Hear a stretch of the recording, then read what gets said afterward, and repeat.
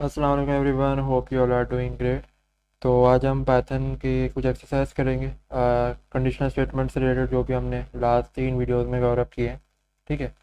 तो conditional statement और logical operator वगैरह जो को मिक्स करके जो भी हम कंडीशनल स्टेटमेंट बनाते थे वो, और हमारे कुछ कीवर्ड्स को यूज़ करके।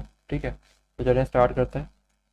तो कुछ एक्सरसाइज हैं, तो उसमें से एक दो सवाल मैं उठा लेता हूँ, बाकी आप लोग उसको ट्राई करेगा। तो ये कुछ चंद सवालात हैं। ठीक है। कोई अराउंड 10 क्वेश्चन है। ठीक है। इनमें आपके इफ़ एल एफ एल्स की प्रैक्टिस अच्छी खासी हो जाएगी। ठीक है। तो चलें स्टार्ट कर लेते हैं। फर्स्ट वाला उठा लेते हैं पहले।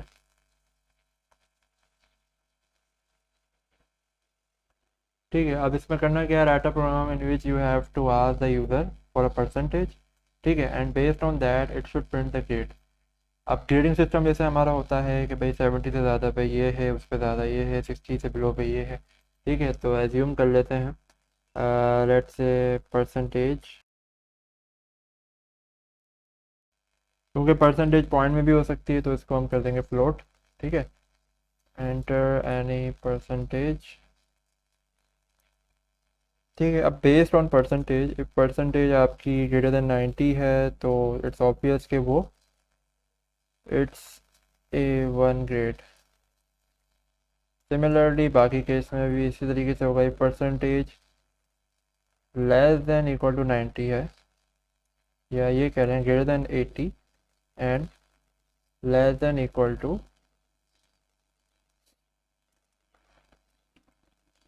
अच्छा यहाँ पे मैंने दो लगाई हैं, क्यों? क्योंकि मुझे अभी बाउंड करना है कि ये 80 से लेके 90 तक के अंदर लाया करती हो। ठीक है। या इसको हम कर लें ग्रेटर देन इक्वल टू। ठीक है।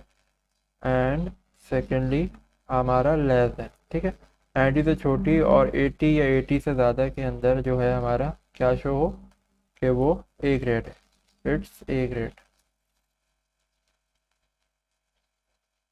ठीक है। तो चलें इसी तरीके से आगे बाकी कंडीशन भी बना लेते हैं इसकी। ठीक है। तो एज्यूम कर लिया अभी फ़िलहाल A1 ए और बी ग्रेड, आप इसको मज़ीद एक्सपेंड भी कर सकते हैं बेस्ड ऑन योर क्राइटेरिया। ठीक है। तो अगर पर्सन 90 से ज़्यादा है तो A1 ग्रेड शो हो, या 80 से 90 के दरमियान है तो आपका ए ग्रेड शो होगा, और अगर आपकी 70 से 80 के दरमियान है तो हमारा बी ग्रेड शो होगा। तो चलें टेस्ट कर लेते हैं इसे। तो लेट्स से 77.8, तो इट्स अ बी ग्रेड, जो कि बिल्कुल सही काम किया है। ठीक है। सिमिलरली अगर मैं इसको लिखूँ 99, तो इट्स एन A1 ग्रेड। ठीक है। अगर कोई भी अमाउंट लाइक 70 से छोटी, लाइक 69.99999, तो ये हमारा है फेल। ठीक है।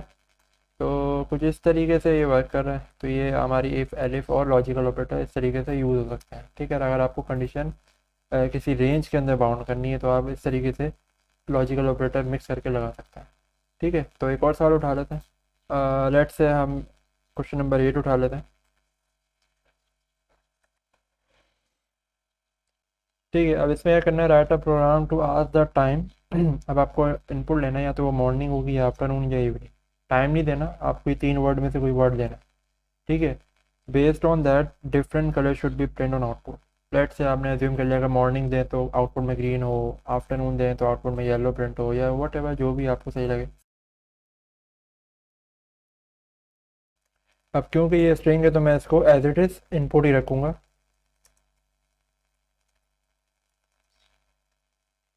तो अभी फ़िलहाल क्योंकि मॉर्निंग हो रही है तो मैं मॉर्निंग इनपुट करूँगा, बट फिलहाल फ़िलहाल इसको हम बना लेते हैं।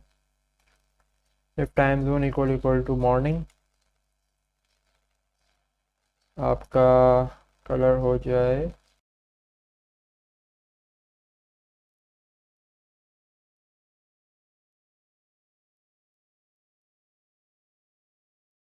ठीक है। अब इसको हम थोड़ा सा देख लेते हैं। अब यहाँ पे मैंने टाइम जोन इनपुट रखा है और मल्टीपल कंडीशन लगा दी है। अच्छा, मैं चाहता तो आखिरी में भी एल्स पार्ट लगा के कर लेता, क्योंकि मुझे पता है आखिरी अगर ये दो नहीं होंगे तो यही होगा।